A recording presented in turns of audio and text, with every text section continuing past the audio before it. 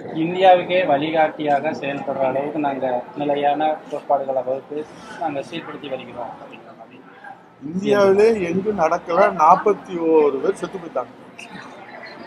ஒரு பொதுக்கூட்டத்துல இந்தியாவில் இந்த 77 ஆண்டுகள்ல எந்த மாநிலத்திலும் எந்த முதலமைச்சர் இருக்கிற போது இது மாதிரி ஒரு துயர சம்பவம் நடந்ததே இல்லை.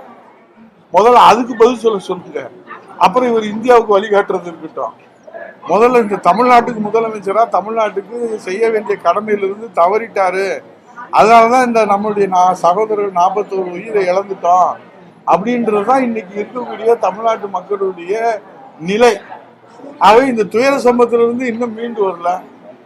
ஜப்பானுக்கு கூட அவர் வழிகாட்டட்டும், ரஷ்யாவுக்கு கூட அவர் வழிகாட்டுகிற அளவுகள் இருக்கட்டும், இல்ல ஐக்கிய நாட்டு சபைக்கு கூட அவர் வழிகாட்டட்டும். முதல்ல தமிழ்நாட்டுக்கு முதலமைச்சராக இருந்து அவர் செய்ய வேண்டிய கடமையை செஞ்சுட்டாரா இல்லையா?